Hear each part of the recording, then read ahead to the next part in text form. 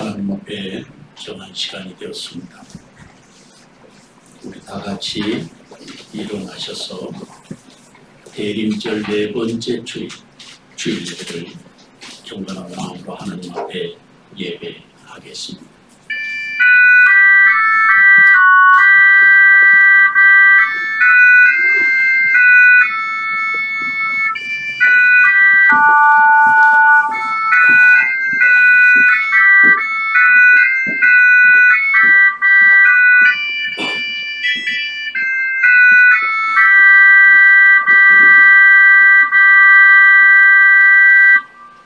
그러므로 주께서 친히 징조를 너희에게 주실 것이라.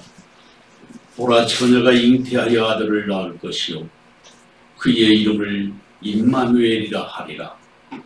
하나님은 영이시니 예배하는 자가 영과 진리로 예배할지니라.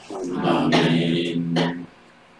거룩하시고 자비로우신 아버지 하나님, 대림절 네 번째 주일을 맞이하여 아버지 앞에 나와 무릎을 연하게 하시고 주님의 음성에 귀를 기울일 수 있는 은총을 허락하여 주시니 진심으로 감사를 드리옵나이다. 특별히 오늘은 그동안에 주님의 몸된 교회를 섬겨오시던 정원학 장로님, 때가 되어 이제는 은퇴하시기 위하여 은퇴 감사 예배로 함께 아버지 앞에 드리오니 아버지께서 하늘에서 받으시고 기뻐하시며 땅에 복을 더하여 주시고 하늘문을 열어 장로님의 앞날과 대대손손 복음과 믿음의 여정이 잇대어지는 은총의 가문이 되게 하옵소서. 예배할 때 성령께서 우리를 지키시고 인도하여 주시옵시기를 바라옵고 예수 그리스도의 이름으로 기원하옵나이다. 아멘. 찬송가 20장 찬송하겠습니다.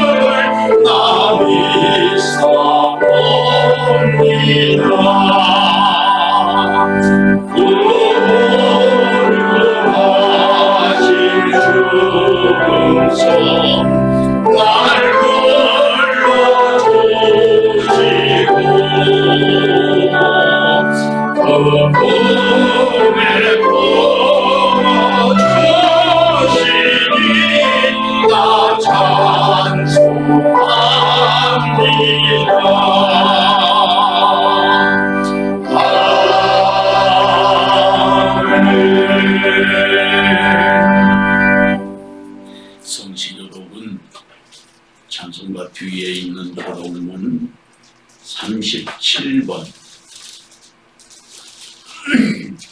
시편 91편 말씀 교독하겠습니다.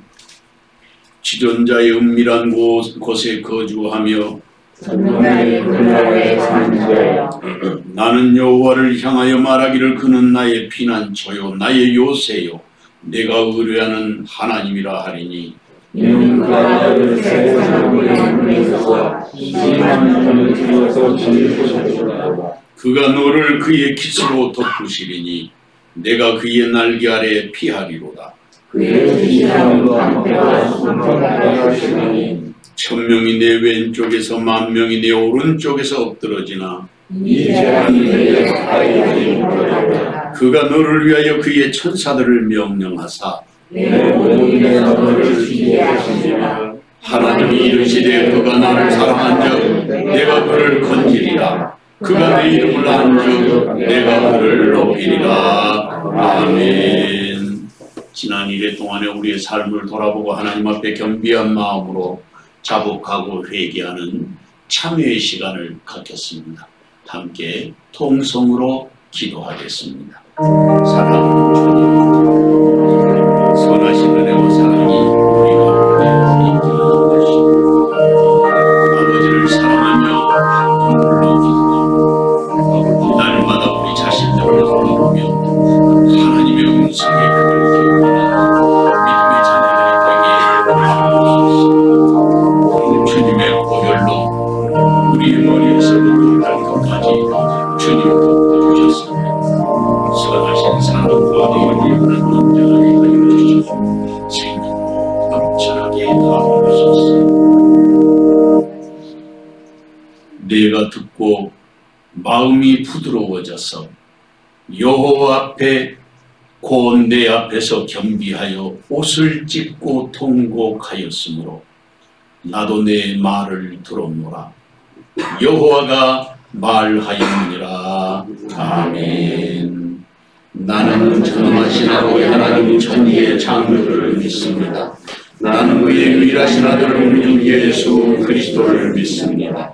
그는 성령으로 잉태되어 공정과 마리아에게서 나시고 본디오 빌라도에게 고난을 받아 십자가에 못 박혀 죽으시고 장사된 지 4일 만에 죽은 자 가운데서 다시 살아나셨으며 하늘에 오르셔 전능하신 아버지 하나님 우편에 앉아 계시다가 거기로부터 살아있는 자와 죽은 자를 심판하러 오십니다. 나는 성령을 믿으며 거룩한 공교회와 성도의 교제와 죄를 용서받는 것과 몸의 부활과 영생을 믿습니다. 아멘. 자리에 앉으셔서 찬송가 204장 찬송하겠습니다.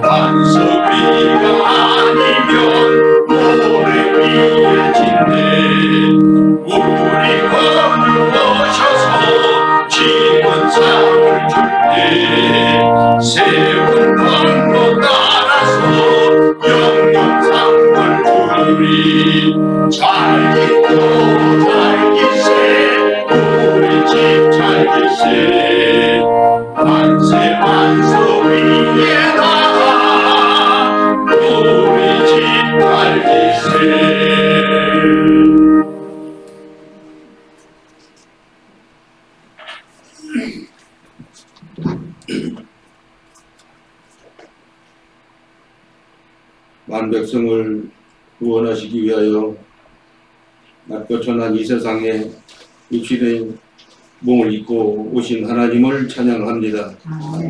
하늘에는 영광, 땅에서는 기뻐하심을 입은 자들의 평화의 왕으로 이 땅에 오신 성탄절이 다가옵니다. 성탄의 참뜻을 바로 깨달아 우리 심령에 큰 기쁨이 넘치게 하옵소서. 내가 너와 함께 있어 네가 어디를 가든지 도우리라고 하신 주님, 한 해를 돌아보니 모두 주님의 은혜였습니다. 그러나 때때로 마치 우리의 열심이 오늘을 잊게 한 것처럼 스스로 교만에 빠지곤 하는 저희들입니다. 하나님께서는 교만한 자를 미워하시고 겸손한 자를 높이시는 줄 알고 있으면서도 아는 대로 믿는 대로 행하지 못했습니다. 어떤 일이 있어도 사울이 자기의 기념비를 세웠던 것처럼 스스로 높이지 않게 하시고 마땅히 해야 할 일을 한 것뿐이라는 충성스러운 종의 고백만 담기게 하옵소서. 주님 앞에서는 아무것도 숨길 수 없어 이 모습 그대로 나왔사오니 우리를 받아주시고 모든 죄와 허물을 깨끗이 씻어 정결케 하여 주옵소서. 교회를 위해 기도합니다. 피 흘려 세우신 주님의 몸된 교회가 성령으로 충만하게 하사 구원의 소망과 은혜로 든든히 선 교회가 되게 하옵소서.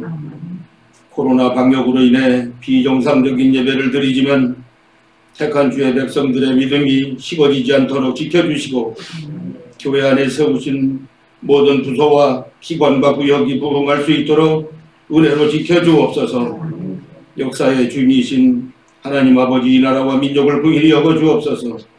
우한과 원역으로 인하여 고통받는 이 시대를 구원하여 주옵소서. 이 시대와 이 나라가 주님의 손에 달렸사오니 이 백성들의 부르짖음을 들으시고 탄식의 눈물을 닦아 주옵소서. 정치와 경제와 사회 윤리가 바로 서게 하시며 이종자들에게 정직한 영을 허락하시사 하나님을 두려워하게 하시고 바른 정치를 할 수 있도록 강권적으로 역사하시고 인도하여 주옵소서. 남과 북이 복음 안에 하나 되어 세계 선교 제사장 나라로 우뚝 세워지게 하여 주옵소서. 이 시대에 귀하게 들어 쓰시는 사자 목사님을 주님의 오른손으로 붙들어 주옵소서. 성령님의 능력으로 전신갑주를 입히시고 여육간의 강건함 허락하셔서 말씀을 대언하실 때 듣는 귀가 열리게 하시고 번세가 7배나 더하게 하여 주옵소서. 계획하신 모든 사역을 형통하게 하시고 사형의 양떼들을 기름진 초장과 맑은 생물을 먹이는 데 부족함이 없게 하옵소서. 주님 세우신 교회에 말씀을 가르치고 성도들을 섬기는 사역자들이 있습니다. 그들의 영적 능력을 강건하게 하시고 지혜의 눈을 열어주셔서 언제나 좋은 것들로 심고 물주는 하나님의 선한 일꾼들이 되게 하여 주옵소서. 이 시간에도 육신의 연약함으로 고통받는 성도들에게 치료의 광선을 발하여 주옵소서. 모든 병마를 소멸하시고 십자가의 보혈로 치료하여 주옵소서. 비록 우리가 곤고한 가운데 있을지라도 주님만 바라보게 하시고 세상 사람들에게 버림받아도 하나님께 버림받는 자가 되지 않게 하시며 그리스도 안에서 한 형제되어 순례의 길을 동행하며 천국 가는 그날까지 사랑으로 하나 되게 하옵소서. 코로나 전국이 진행되는 가운데 있습니다. 여러 가지 사정으로 예배에 참석하지 못하고 영상으로 예배드리는 생애 권속들 신령한 은혜로 덧입혀주시고 독수리가 날개치며 올라간과 같이 활기찬 능력을 허락하옵소서. 해외에 있는 생애 권속들 풍토병에서 보호하시고 오적으로부터 안전하게 지켜주옵소서. 이 예배를 위해 보이는 곳에서 보이지 않는 곳에서 헌신하는 주의 백성들 하늘의 신령한 은혜로 덮어주시고 시온의 대로가 열려지게 하옵소서. 예배 중에 온 성도들이 함께 부르는 찬양을 통하여 하나님 아버지 영광 받으시고 우리 입술의 찬양이 믿음의 고백이 되게 하옵소서. 예배의 시작입니다. 마치는 시간까지 성령님 임재하시고 동행하셔서 사탄막이 일절 틈타지 못하도록 역사하여 주옵소서. 만왕의 왕으로 이 땅에 오신 예수 그리스도 귀하신 이름 의지하여 감사하며 기도드립니다.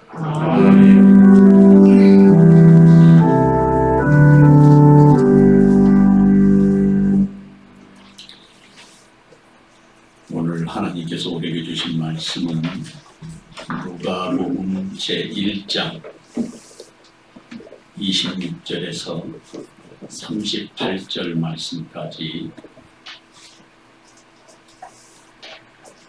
신약성경 누가복음 제1장 26절 말씀부터 38절까지 제가 공독해 드리겠습니다. 여섯째 달에 천사 가브리엘이 하나님의 보내심을 받아 갈릴리 나사렛이란 동네에 가서 다윗의 자손 요셉이라 하는 사람과 약혼한 처녀에게 이르니 그 처녀의 이름은 마리아라. 그에게 들어가 이르되 은혜를 받은 자여 평안할지어다. 주께서 너와 함께 하시도다 하니 처녀가 그 말을 듣고 놀라 이런 인사가 어찌함인가 생각하며 천사가 이르되 마리아여 무서워하지 말라. 내가 하나님께 은혜를 입었느니라. 보라 내가 잉태하여 아들을 낳으리니 그 이름을 예수라 하라.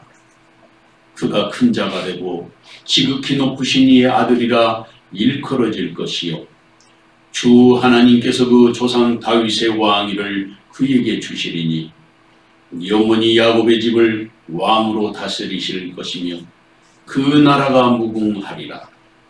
마리아가 천사에게 말하되 나는 남자를 알지 못하니 어찌 이 일이 있으리이까. 천사가 대답하여 이르되 성령이 내게 임하시고 지극히 높으신 이의 능력이 너를 덮으시리니 이러므로 나실 바 거룩한 이는 하나님의 아들이라 일컬어지리라. 보라 내 친족 엘리사벳도 늙어서 아들을 배웠느니라. 본래 임신하지 못한다고 알려진 이가 이미 6달이 되었나니 대저 하나님의 모든 말씀은 능하지 못하심이 없느니라. 마리아가 이르되 주의 여종이오니 말씀대로 내게 이루어지이다 하며 천사가 떠나가니라. 아멘.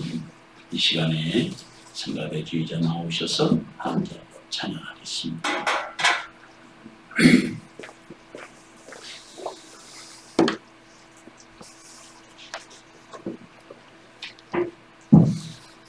네, 이번 주 함께 부르실 찬양은 은혜의 강가로입니다. 다 같이 찬양하시겠습니다.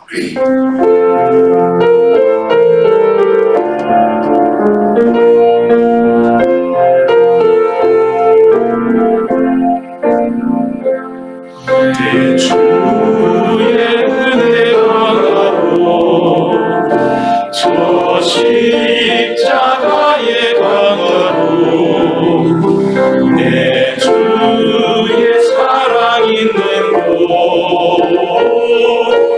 내 주의 강가로 내 주의 은혜가 가로 저 십자가의 강가로 내 주의 사랑 있는 곳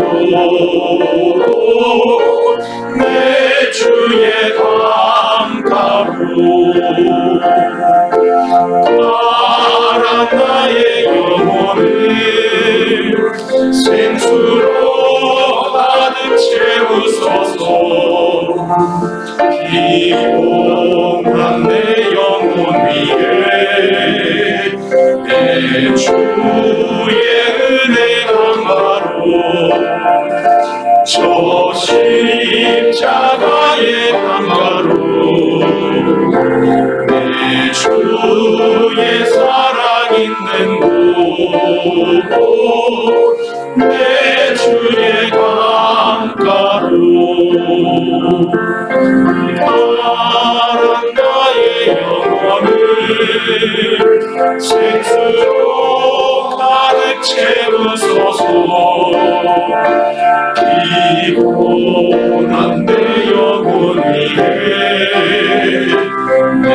내 주의 은혜 강가로 저 십자가의 강가로 내 주의 사랑 있는 곳 내 주의 강가로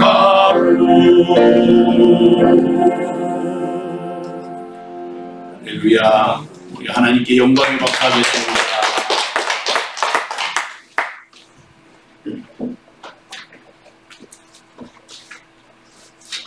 오늘은 대림절 네 번째 날입니다.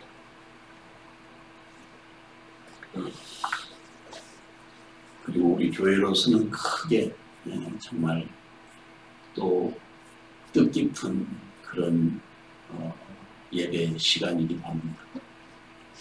코로나19로 비대면 예배를 지금 원칙으로 나라에서 하고 있는데 오늘 우리 교회에서 세우신 장로님들 가운데 세영교회로서는 처음으로 은퇴 장로님이 이제 나오십니다. 참 감사하고 교회가 우리 장로님의 은퇴를 통해서 또 우리 교회의 그 모습을 더 잘 갖춰갈 수 있는 그런 뜻깊은 그런 시간이다. 그런 생각이 듭니다. 말씀 속에서 하나님께서 귀한 은혜 주실 줄로 믿습니다. 조선시대 때 백자는 굉장히 귀한 물건이었다고 합니다. 뿐만 아니라 백자는 우리나라의 아주 소중한 문화유산이기도 합니다. 물론 요즘에는 마음만 먹으면 백자를 구할 수 있습니다. 그리고 누구든지 쓸 수 있어요. 그러나 조선시대 때는 아무나 사용할 수 있는 것은 아니었습니다. 백자를 만들기 위해서는 최고의 기술이 필요했습니다. 그래서 조선의 내노라고 하는 도자기 그 장인들, 기술자들이 경기도 광주에 모여서 그 자기를 구원했습니다. 또 특별히 임금님이 쓰시기 위해서 자기를 구워낼 때는 자기에다가 그림을 그려야 되는데 왕실에 있는 화가, 그 화가를 내려보냈는데 왕실 화가를 화청장이라고 불렀다고 합니다. 그래서 이 화청장이 내려가 가지고 직접 도자기에다가 그림을 그리고 그리고 백자를 구원했던 것입니다. 그렇게 소중하고 아주 귀한 물건이었죠. 제가 이 백자를 이야기한 것은 오늘 우리에게 있어서도 하나님 앞에 드릴 수 있는 아주 소중하고 귀한 물건이 뭘까? 무엇을 드리면 하나님이 가장 기뻐하실까? 어떤 선물이 하나님 앞에서 가장 귀중한 선물이 되겠습니까? 세상에서 가치 있고 가장 소중한 선물 말입니다. 성경에 보면 우리 인간에 대한 가치, 그것을 설명해 놓고 있는 말씀이 있습니다.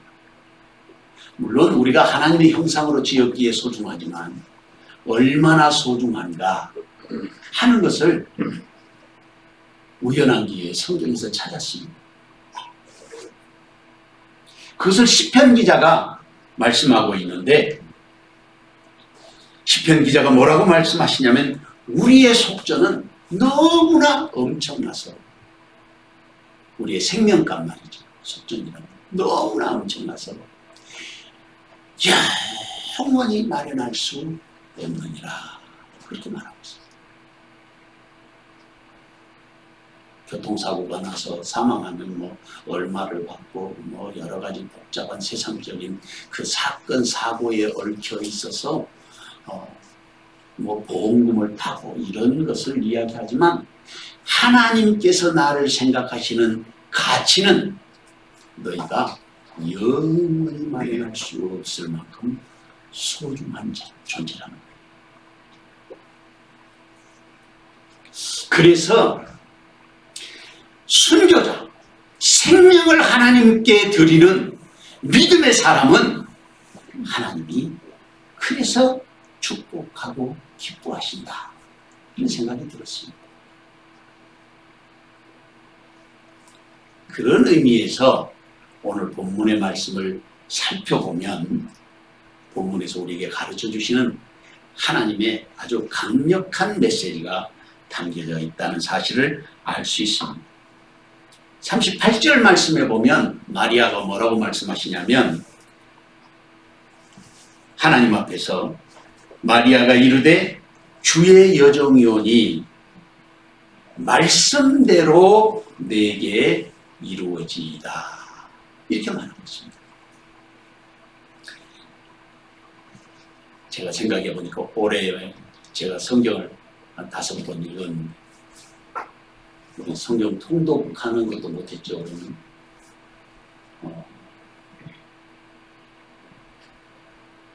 그런데 이 말씀 속에서 마리아의 이야기를 우리는 너무 익숙하게 잘 들어왔는데, 그래서 이 말씀에 대해서 그렇게 심각한 고민을 해본 적이 없는데, 말씀을 준비하면서 이 말씀을 묵상해 보니까 이게 보통 고백이 아닌 거예요.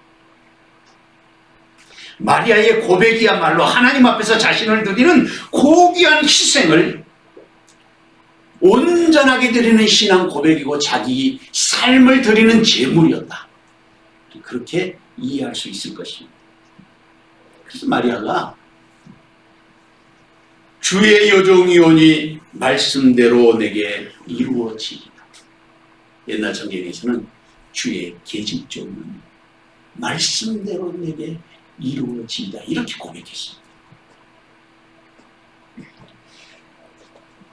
여기서 한 걸음 나가서 세상에서 가장 순수한 영혼, 그리고 그 정신에서 나오는 신앙과 영성을 여기서 드러내고 있다, 우리는 그렇게 이해할 수 있을 것입니다. 그렇다면 마리아의 이 신앙 고백과 오늘 하나님이 성경을 통해서 우리에게 가르쳐 주시는 이 말씀, 이것을 기록해 놓으신 목적이 무엇일까? 그것을 우리는 질문해야 되지 않겠습니까? 마리아의 고백을 통해서 성경 전체를 꿰뚫고 있는 하나님의 구원의 역사, 그 중심에 마리아가 서 있었다고 한다면, 그 언약의 중심에 하나님께서 우리를 초대하고 계시다고 하는 사실을 우리는 잊을 수 없을 것입니다. 마리아가 서 있던 그 자리에 주님, 우리도 부르고 계신 거예요. 주의 계집종이오니 말씀대로 이루어지리다. 그 고백이 마리아의 고백으로 끝나야 되는 것이 아니라 오늘 저와 여러분의 고백이 되어야 한다 하는 의미에서 말씀을 주님께서 여기에 기록해 놓으셨다. 우리는 그렇게 이해할 수 있습니다. 이 귀한 종이 이 시간 저와 여러분에게 함께 하시기를 주님의 이름으로 축원합니다. 첫째로, 주께서 함께 하시는 은혜 받은 자가 되어야 하겠습니다. 본문 26절에서 30절 말씀을 다같이 한 목소리로 읽어보겠습니다. 6째 달에 천사 가브리엘이 하나님의 보내심을 받아 갈릴리 나사렛이라는 동네에 가서 다윗의 자손 요셉이라 하는 사람과 약혼한 처녀에게 이르니 그 처녀의 이름은 마리아라. 그에게 들어가 이르되 은혜를 받은 자여 평안할지어다. 주께서 너와 함께 하시도다 하니 처녀가 그 말을 듣고 놀라 이런 인사가 어찌함인가 생각하며 천사가 이르되 마리아여 무서워하지 말라. 내가 하나님께 은혜를 입었느니라. 아멘. 본문의 말씀에 6째 달에 라는 말씀으로 시작하고 있습니다. 이 말씀은 무엇을 말씀하시는 것입니까? 여섯째 딸이라는 말은 앞에서 언급하고 있는 천사가 사가랴에게 나타났습니다. 그리고 엘리사벳이 아이를 낳게 될 것이라고 하는 수태고지를 한 사건이 있었습니다. 그때로부터 6달이 지났다, 그런 말이에요. 제사장이었던 사가랴가 성전에서 자신의 사역을 마치고 나왔는데 갑자기 벙어리가 됐습니다. 아니, 말 잘하던 사가랴가 벙어리가 돼가지고 성전에서 나온 거예요. 사람들이 이 사건을 보고 성전에서 틀림없이 신비로운 사건을 경험했을 것이다, 그렇게 생각했습니다.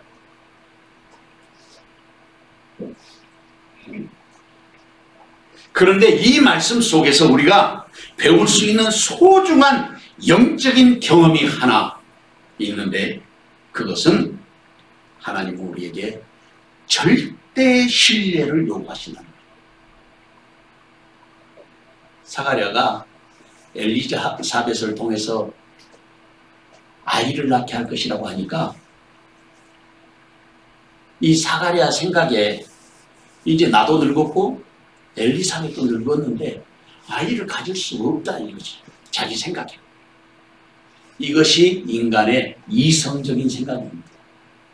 아니, 이성적이라고 하니까 조금 우리하고 관계없는 것 같지만 사실은 사람들의 자연스러운 반응 아니겠어요? 우리 인간적인 생각. 아이를 가질 수 없는데 이제까지 평생토록 아이를 갖지 못했던 엘리사벳이 어떻게 아이를 낳느냐, 이거예요. 그래서 사가랴는 단순하게 그 생각을 말로 했어요. 천사에게. 아니, 엘리사벳도 늙었고 나도 늙었는데 어떻게 얘를 갖습니까? 그 말하니까 오늘부터 너는 벙어리가 될 거다, 아이를 낳을 때까지. 여기에 영적인 원리가 하나 작동하고 있는데, 그게 뭐냐면 하나님은 우리의 믿음을 보시는데 절대 신뢰만을 요구하신다 하는 것을 알 수가 있어요. 그래서 아이가 태어날 때까지 사가랴는 벙어리로 살게 되는 것입니다. 그리고 천사가 전해준 말대로 엘리사벳은 아이를 낳게 됐습니다. 물론 임신하고 있었는데 엘리사벳이 임신한 지 6째 딸이 되었다는 말입니다.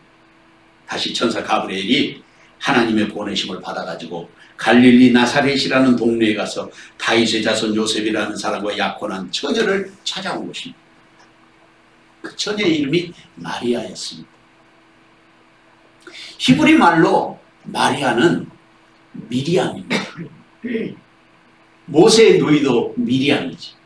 미리암이라고 하는 이름이 바로 성경에 오늘 나와 있는 마리아라는 이름이에요. 이 미리암, 마리아라고 하는 이름의 뜻은 하나님 앞에서 가장 아름다운, 가장 사랑받는 사람이라는 뜻이에요. 사랑받는 여인 마리아. 정말 이름 그대로 인류 역사에서 가장 사랑받은 사람이 누구냐 묻는다면 그 사람이 바로 마리아였을 것이다. 충분히 그렇게 말할 수 있지 않겠습니까? 그 이름 그대로 마리아, 하나님의 가장 사랑받는 여인으로 부르심을 받은 것입니다. 그러나 그 사랑의 대가는 지불해야 했습니다. 마리아의 고백은 정혼한 여인이 자신을 희생하는 결단이 있어야만 할 수 있는 고백이었어요. 그래서 이 마리아의 고백이 귀한 것입니다. 앞으로 마리아에게 있어서 어떤 일이 일어날지 아마도 마리아는 상상하지도 못했을 것입니다.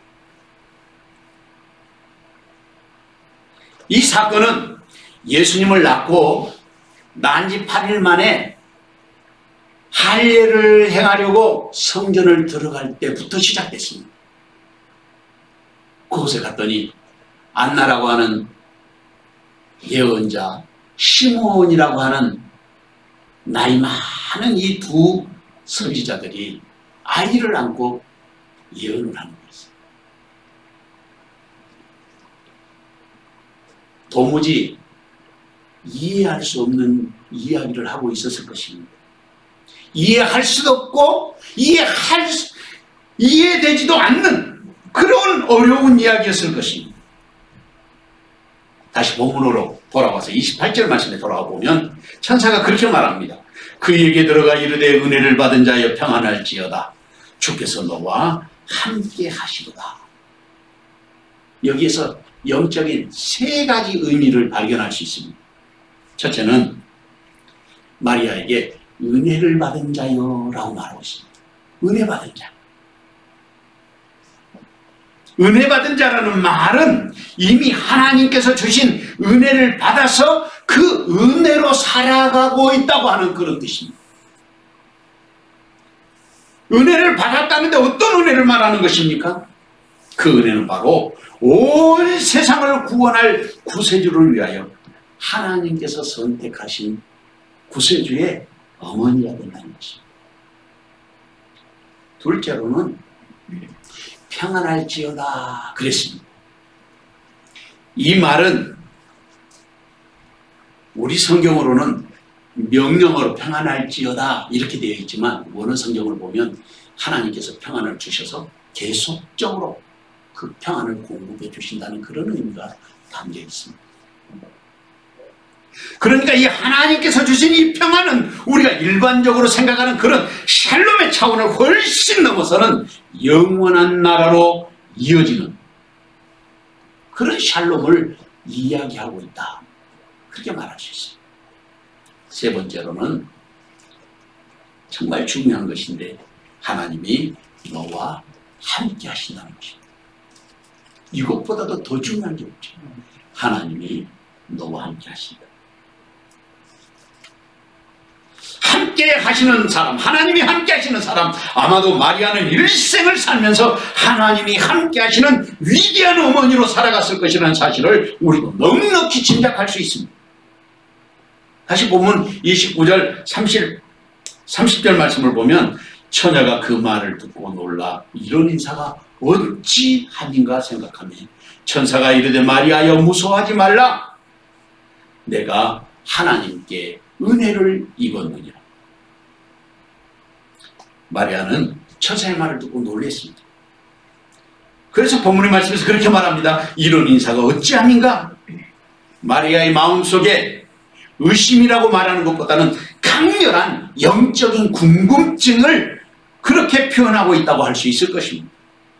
그래서 천사가 말합니다. 마리아여 무서워하지 말라. 내가 하나님의 은혜를 입었느니라. 오늘 하나님은 우리에게도 마리아에게 말씀하신 것처럼 너희가 하나님의 은혜를 입은 자라 그렇게 말하고 있는 것입니다. 잠언 31장 29절에서 31절 말씀에 보면 덕행 있는 여자가 많으나 그대는 모든 여자보다 뛰어나다 하느니라. 고운 것도 거짓되고 아름다운 것도 헛되나 오직 여호와를 경외하는 여자는 칭찬을 받을 것이라. 그 손의 열매가 그에게로 돌아갈 것이요 그 행한 일로 말미암아 성문에서 칭찬을 받으리라. 사랑하는 성도 여러분, 어떻게 해서 마리아는 은혜 받는 자가 되었겠습니까? 성경은 말씀하시기를 고운 것도 거짓되고 아름다운 것도 헛되나 오직 여호와를 경외하는 여자는 칭찬을 받을 것이라 했습니다. 우리가 추측할 수 있는 것은 아마도 마리아는 하나님이 보시기에도 그렇게도 뛰어난 신앙을 가진 여인으로서 여호와를 경외하는 아름다운 믿음의 여인이었을 것이다. 그렇게 우리는 생각할 수 있을 것입니다. 누가 하나님의 은혜를 입은 마리아의 영성을 닮은 사람이 되어야 하겠습니까? 누가 하나님 주신 평안을 누리는 사람이 되어야 하겠습니까? 어떤 사람이 하나님이 함께 하시는 이 시대의 마리아와 같은 사람이 되어야 하겠습니까? 그 자리에 주님은 지금 저와 여러분이 서 있기를 원하십니다. 이 귀한 종이 시간 저와 여러분에게 함께 하시기를 주님의 이름으로 축원합니다. 둘째로 야곱의 집을 다스릴 영원한 왕을 낳으셨습니다. 본문 31절에서 33절 말씀을 다 같이 한 목소리로 읽어보겠습니다. 보라 내가 잉태하여 아들을 낳으리니 그 이름을 예수라 하라. 그가 큰 자가 되고 지극히 높으신 이의 아들이라 일컬어질 것이요 주 하나님께서 그 조상 다윗의 왕위를 그에게 주시리니 영원히 야곱의 집을 왕으로 다스릴 것이며 그 나라가 무궁하리라. 아멘. 천사의 말씀은 정말 놀라운 말씀이었습니다. 보라 내가 잉태하여 아들을 낳으리니 그 이름을 예수로 하라. 여기서 문장 구성을 살펴보면 보라 라고 말하는 말이 앞에 서술되어 있습니다. 이 말씀은 신약 성경에만 200번 나오는 단어입니다. 보라, 헬라 말로는 이두라고 그러는데 이 말은 듣는 사람들에게 주의를 집중하고 이 말씀에 대해서 신중하게 그 말씀에 귀를 기울이라, 그런 내용과 함께 명령의 의미를 가지고 있습니다. 근데 이 독특한 분위기의 말씀이 여기에서 강조되면서 내가 잉태하여 아들을 낳을 거라는 거예요. 그런데 그 이름을 예수라 하라, 그렇게 말하고 있습니다. 여러분, 마리아는 처녀였습니다. 물론 정원한 처녀였어요. 그런데 아이를 낳게 될 것이라는 것입니다. 얼마나 당황스럽겠습니까? 더 심각한 것은 중동 지역에는 명예살인이라는 게 있어요. 가족 중에 부도덕한 행위를 해서 집안의 명예를 실추시키면 그 사람은 돌로 쳐 죽이든지 살인할 수 있는 그런 법이 명예살인법이에요. 석형에 처하는 그런 사형을 처하는 것입니다. 앞에서 여섯째 딸에라고 말하고 있는데 그 사건과 마리아의 사건은 전혀 성격이 달라요. 엘리사벳은 사가랴의 아내입니다. 아이를 가져도 아무 문제가 없는 사람이에요. 일평생 아이를 갖지 못했고 나이가 늙어서 아이를 갖지 못하지만 그 사람이 아이를 가질 수 있게 된 것은 아무 문제가 없는 거예요. 그런데 마리아는 처녀란 말이에요. 정원한 남편이 있어요. 약혼자가 있다고 말이죠. 그런데 아이를 갖는다는 것입니다.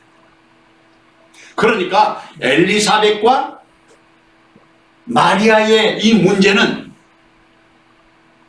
궁극적으로는 하나님의 섭리 아래서 기적으로 나타나는 사건이지만 현실 상황 속에서는 전혀 성격이 다른 문제로 드러나 있다 하는 사실을 알 수 있습니다. 쉽게 말하면 정혼자가 있는데 이런 사실을 알게 되면 이혼은 당연한 거예요. 게다가 처녀가 아이를 가졌다는 것은 명예살인을 당해도 아무 말도 할 수 없는 처지가 된다는 것입니다.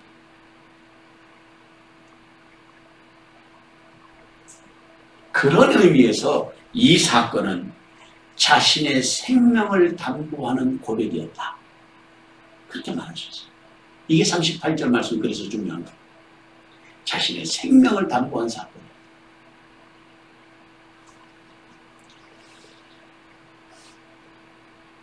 자신을 희생하고 자기를 내려놓아야만 가능한 고백이었습니다. 계속해서 보면 32절 이하의 말씀을 보면 그가 큰 자가 되고 지극히 높으신 이의 아들이라 일컬어질 것이요 주 하나님께서 그 조상 다윗의 왕위를 그에게 주시리니 영원히 야곱의 집을 왕으로 다스릴 것이며 그 나라가 무궁하리라.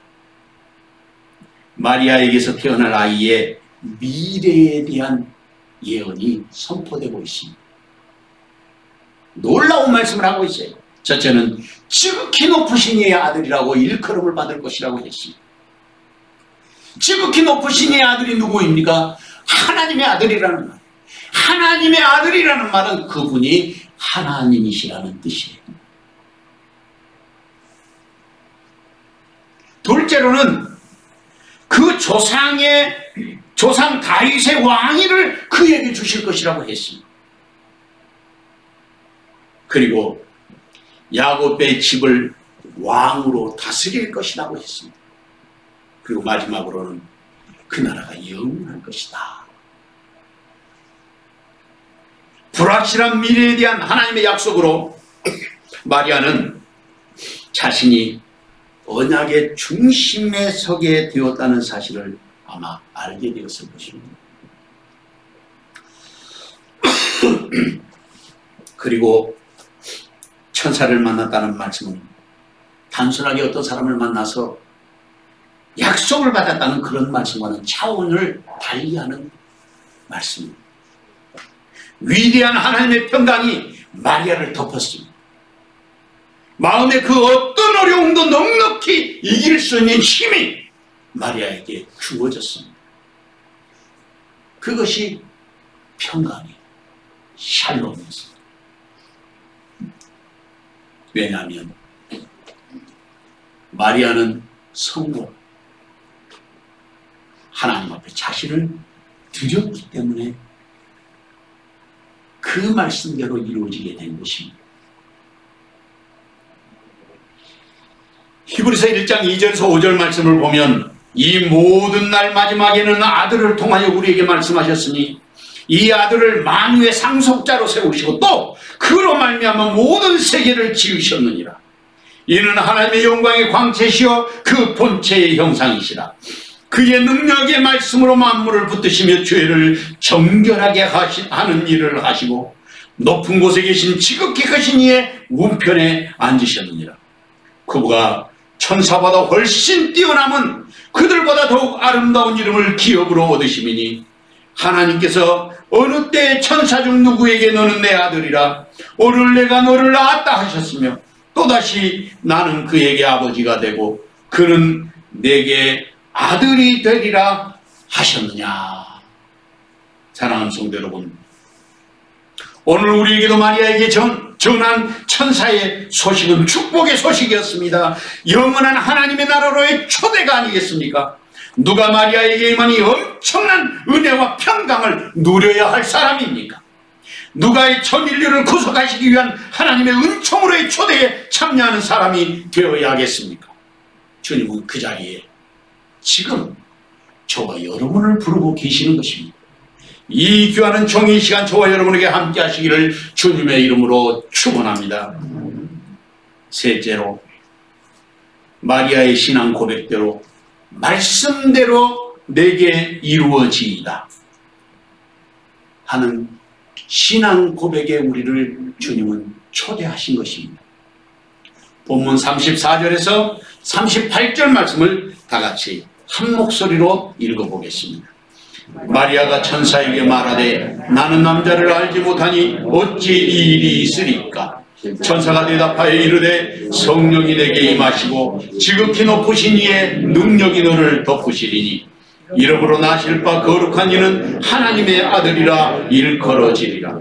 보라 내 친족 엘리사벳도 늙어서 아들을 배웠느니라. 본래 임신하지 못한다고 알려진 이가 이미 6달이 되었나니 대저 하나님의 모든 말씀은 능하지 못하심이 없느니라. 마리아가 이르되 주의 여종이오니 말씀대로 내게 이루어지이다 하매 천사가 떠나가니라. 아멘.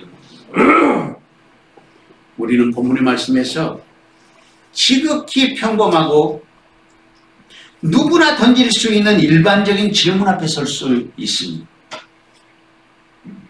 그게 뭐냐면 나는 남자를 알지 못하니 어찌 이 일이 있으리이까? 수태고지를 하고 있는 천사에게 그렇게 질문한 것입니다. 누구든지 마리아와 같은 상황에 직면하면 마리아의 말처럼 그렇게 말하지 않겠습니까? 천사의 말을 들었지만 아직은 이 사실을 받아들일 수 있는 준비가 되어 있지 않았습니다. 이 대화 속에서 그것을 발견할 수 있습니다. 정은한 처녀로서 당연한 일 아니겠습니까? 그래서 마리아는 천사의 말을 듣고서 그렇게 말했습니다. 마리아가 천사에게 말하되 나는 남자를 알지 못하니 어찌 이 일이 있으리이까? 마리아에게 전하는 천사는 놀라운 하나님의 역사를 설명하고 있습니다. 성령이 내게 임하시고 지극히 높으신 이의 능력이 너를 덮으시리니 이러므로 나실 바 거룩한 이는 하나님의 아들이라 일컬어지리라. 그러니까 마리아에게 하나님의 역사는 그렇게 임하실 것이라고 말씀하시는데, 좀 구체적으로 살펴보면 첫째는 지극히 높으신 이의 성령이 마리아에게 임하신다는 것입니다. 이 말씀은 하나님께 쓰임을 받기 위한 하나님께 쓰임 받기 위한 사람은 반드시 성령의 사람이 되어야 한다 하는 것입니다. 하나님께 쓰임 받는 사람 되기 위해서는 갖춰야 될 가장 중요한 요소는 반드시 성령의 사람이란다. 둘째로는 지극히 높으신 이의 능력이 덮으실 것이라고 했습니다. 지극히 높으신 이의 능력. 이 말씀은 강한 힘이나 능력을 의미하고 전능하신 하나님의 능력을 말하는 것입니다. 이 말씀은 초자연적인 능력으로 감싸주신다는 말씀 아니겠습니까? 성경에서 하나님께 쓰임받는 사람들은 어떤 사람들인지 우리는 잘 알고 있습니다. 그들은 언제나 하나님의 능력이 항상 함께하는 사람들이었습니다. 마리아도 그 자리에 있었던 것입니다. 세 번째는 나실 바 거룩한 이는 하나님의 아들이라 일컬어지리라 불려지게 될 것이라는 것입니다. 거룩하신 하나님의 아들이 마리아를 통해서 세상에 오시는 것입니다. 그러니까 여기에서 우리가 알 수 있는 것은 마리아가 성모가 되기 위해서 어떤 사람이어야 하는가 하는 것을 보여줍니다. 그리고 이 말씀을 통해서 우리에게 교훈하시는 말씀은 하나님의 사람으로 세상에서 우리가 성모 마리아는 될 수 없지만 그 믿음의 자리에 우리를 초대하시는 것은 분명한 사실이 아니겠습니까? 성령의 사람으로, 하나님의 능력을 덧입는 사람으로, 그리고 예수님을 우리의 삶의 현장에서 보여줄 수 있는 그런 믿음의 사람으로 우리를 초대하고 있는 것입니다. 다시 보면 36절 이하의 말씀을 보면 보라, 내 친족 엘리사벳도 늙어서 아들을 배었느냐. 본래 임신하지 못한다고 알려진 네가 이미 6달이 되었나니 대저 하나님의 모든 말씀은 능하지 못하심이 없느니라 라고 말씀하십니다. 사가랴의 아내 엘리사벳은 마리아의 친족이었습니다. 그리고 엘리사벳에게서도 기적이 일어났습니다. 천사를 만났을 때 부정적인 말을 했던 사가랴는 아이가 태어날 때까지 벙어리로 지내야만 했습니다. 그때 천사가 엘리사벳에게 일어난 일을 설명하면서 마리아에게 확신을 주었습니다.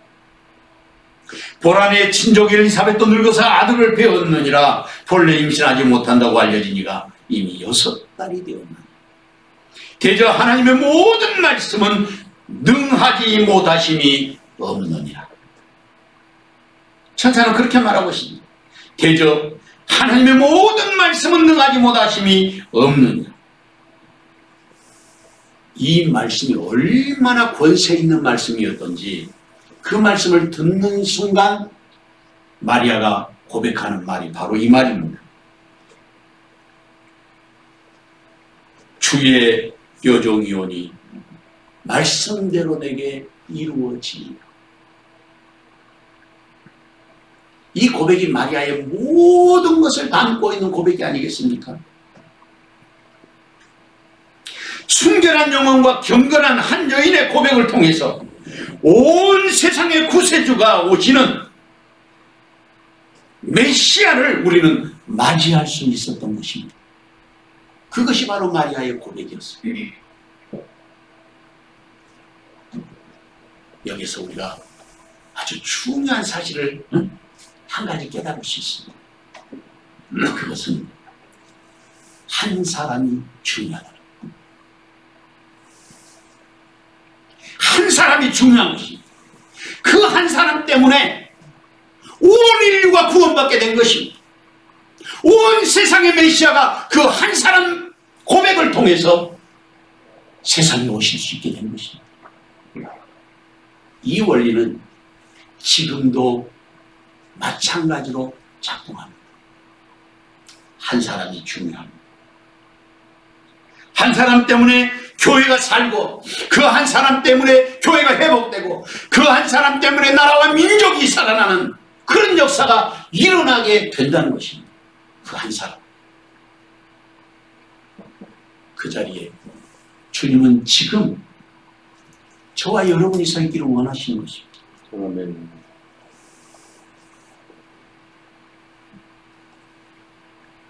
23살에 혼자 된 어머니의 유복녀로 태어난 딸이 있었습니다.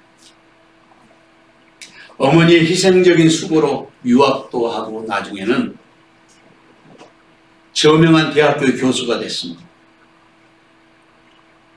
고등학교 다닐 때까지는 교회 생활을 했는데 교회를 떠났어요.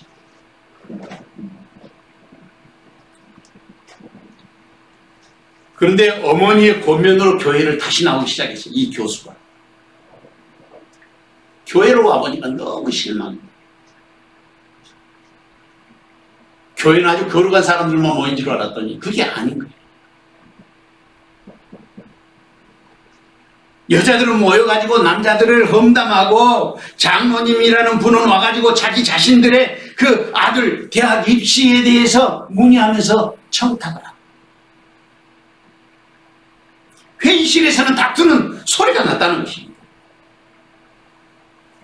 그래서 이 교수 딸이 엄마 손을 잡고 집으로 가자, 그렇게 재촉했습니다. 그때 조용하기만 했더니 어머니가 단호하게 말했습니다. 나는 평생 교회 다니면서 예수님만 보고 다녔는데 너는 딱 하루 교회 나왔는데 참 많은 것을 보기도 했구나.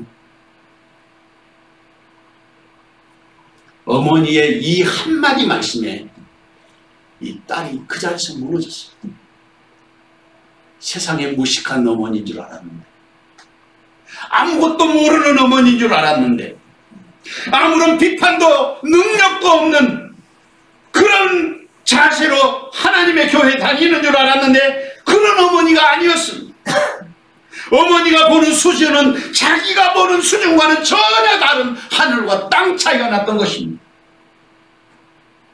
누구든지 자기 수준만큼 보는 것입니다. 우리는 많은 것을 보며 삽니다. 그런데 대개 내 눈이 보인다고 하는 것은 가까이 있는 것만 보고 삽니다. 먼 것은 잘 보지 못합니다. 자꾸 거짓된 것만 보인다면 내가 거짓된 것에 가까이 있기 때문입니다. 자꾸 교만한 것이 보인다면 교만에 가까이 있다는 사실입니다. 사기꾼의 눈에는 사기꾼이 가장 잘 보이는 것이고, 섬기는 사람 옆에 가보시기를 바랍니다. 섬김만 보이는 것입니다.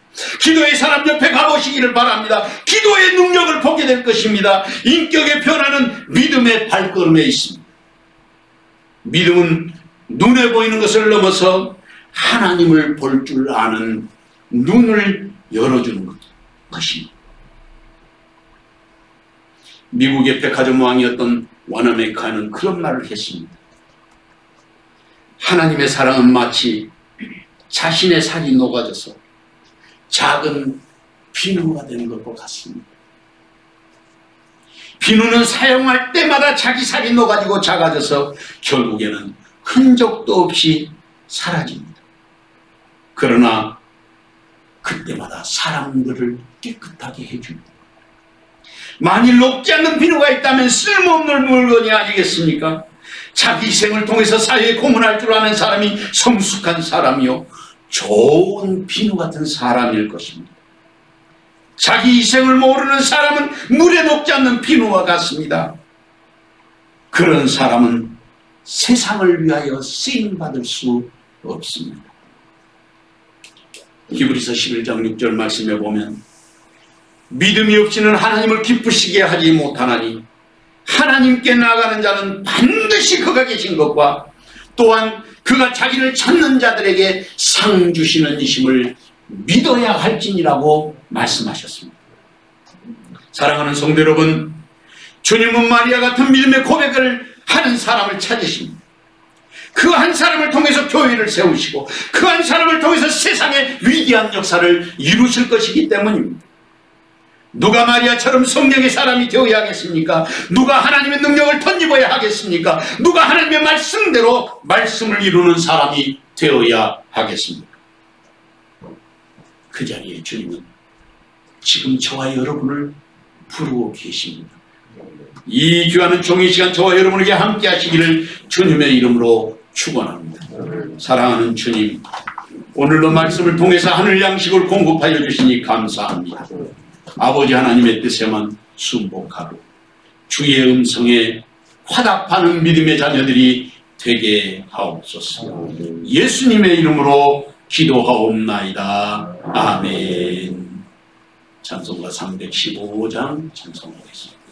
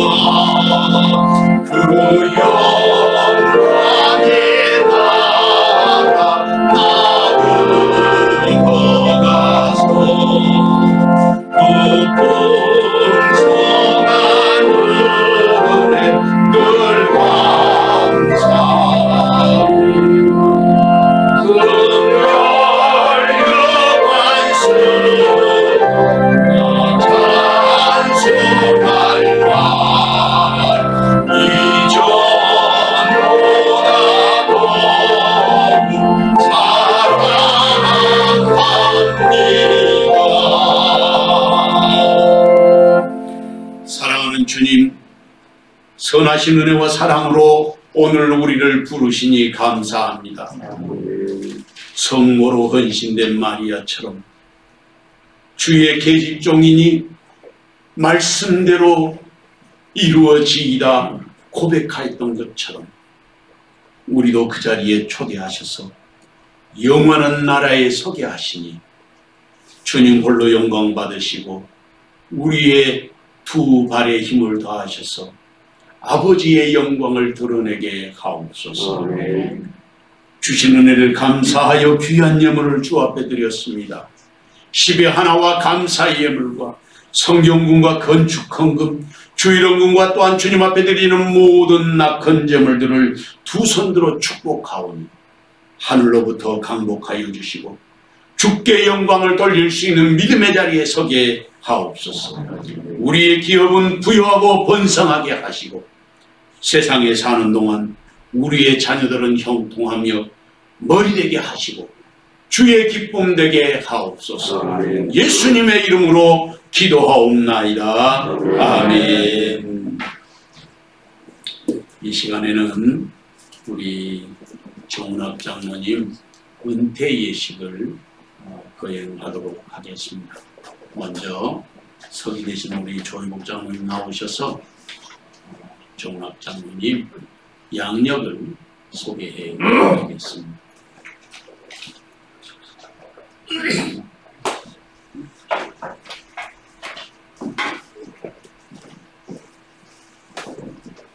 정운학 장로님 양력을 말씀드리겠습니다. 1950년 10월 8일생으로 정운학 장로님은 서동석 집사님과 사이에 일남 일녀가 죽었습니다.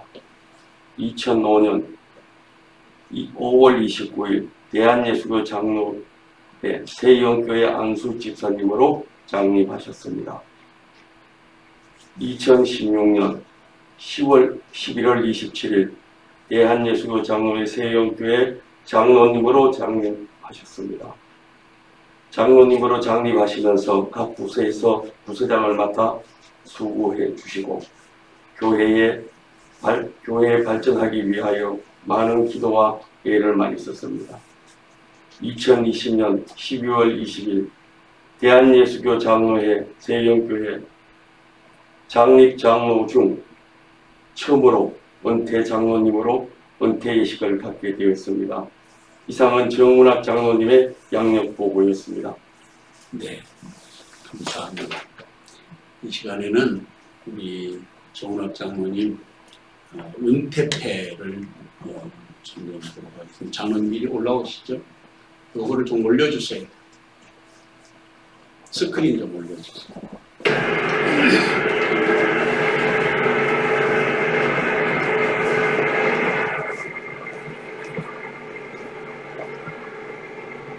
장로 은퇴패 장로 정운학 장로님께서는 본교회의 실무장로로 봉직하시면서 믿음과 사랑으로서 모든 성도들의 본을 보이시고 화해와 격려를 통해 일관된 믿음으로 교회 발전에 귀한 밑거름이 되시기에 장로의 은퇴 즈음에 온 성도들의 감사와 마음을 이 패에 담아 드립니다. 잘하였도다 착하고 충성된 종아, 내가 작은 일에 충성하였음에 내가 많은 것으로 내게 맡기리니 내 주인의 즐거움에 참여할지어다. 마태복음 25장 21절 말씀입니다.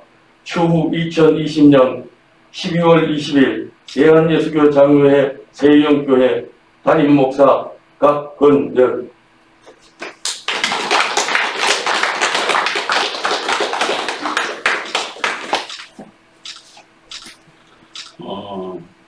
장로님 은퇴하시는데 교회에서는 큰 선물을 준비를 못했고 우리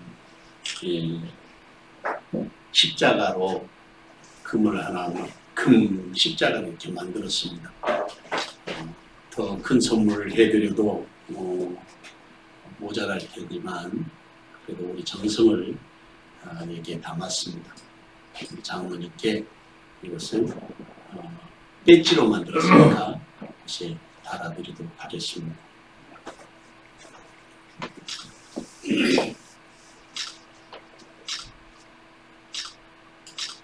교회 대표로 김태한 장로님 꽃다발 증정하겠습니다.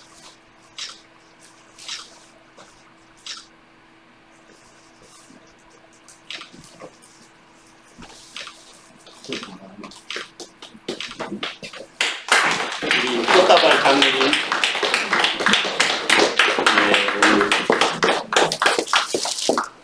손 안아주시죠. 은퇴하신 우리 조장님도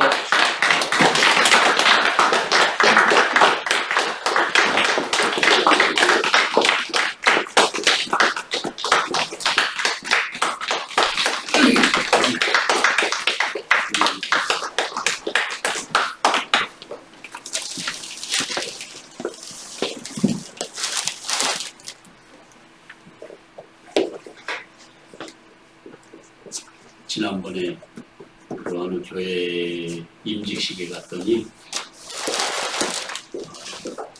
공무원들하고 우리 박수 한번 하겠습니다.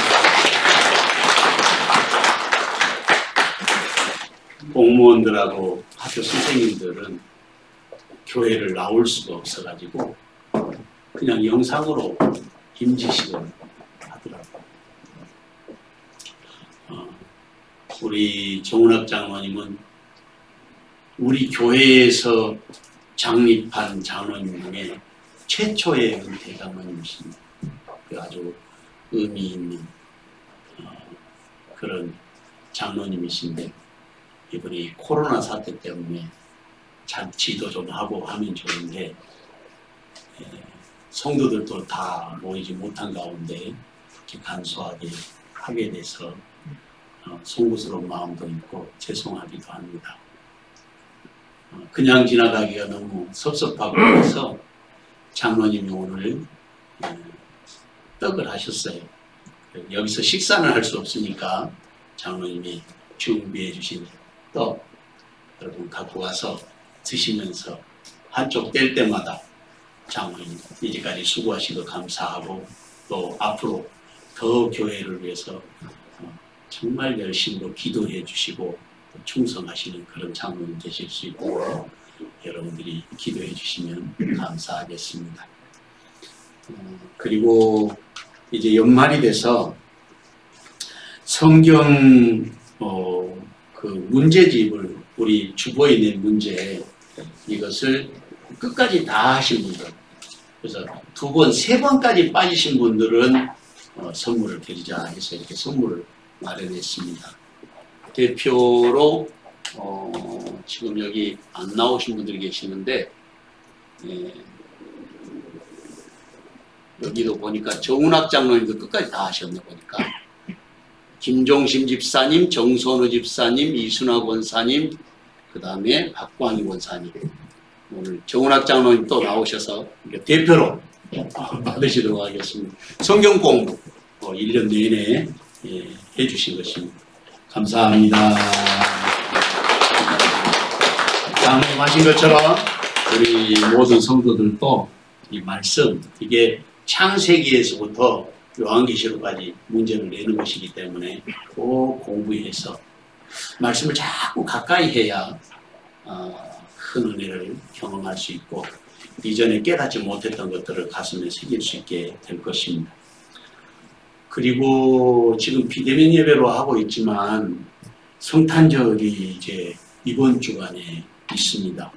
그 성탄절 예배에 여러분들 꼭 참여해 주시고 재직해도 못하고 아무것도 지금 못해서 다음 주 성탄절 날 여러분들 예배 마치고 우리 중직자들은 이 자리에서 하든지 저 3층에서 모이든지 해서 특별한 순서를 가지고 또 보고도 하고 할 예정입니다. 그러니까 꼭 장로님, 한수 집사님, 권사님들 한 분도 빠짐없이 참여해 주시면 감사하겠습니다. 그 외에 다른 사항들은 주보를 참조해 주시기를 바랍니다. 우리 다 같이 일어나셔서 찬송가 2장 찬송하겠습니다.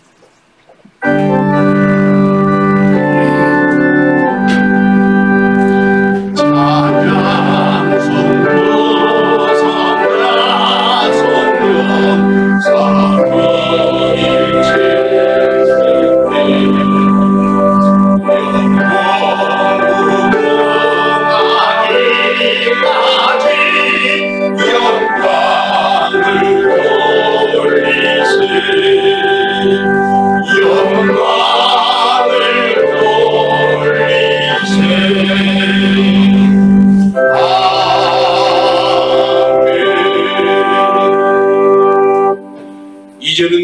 머리 되신 우리 주님 예수 그리스도의 은혜와 아버지 하나님의 극진하신 사랑과 성령의 감동, 감화, 위로, 교통하심과 그 복 주시는 은혜의 역사가 오늘 주님께서 때가 되어 은퇴하시는 사랑하는 정운학 장로님 머리 위에와 함께 축하하고 격려하며 사랑으로 한마음 되어 머리를 숙인 여기 모인 모든 주님의 자녀들 머리 위에와 비대면으로 가정에서 하나님 앞에 예배하는 주의 백성들 머리 위에 또한 주께서 복 주시기로 약속하신 사랑하는 세영재단 위에 지금부터 영원토록 함께 계시옵기를 간절히 축원하옵나이다. 아멘.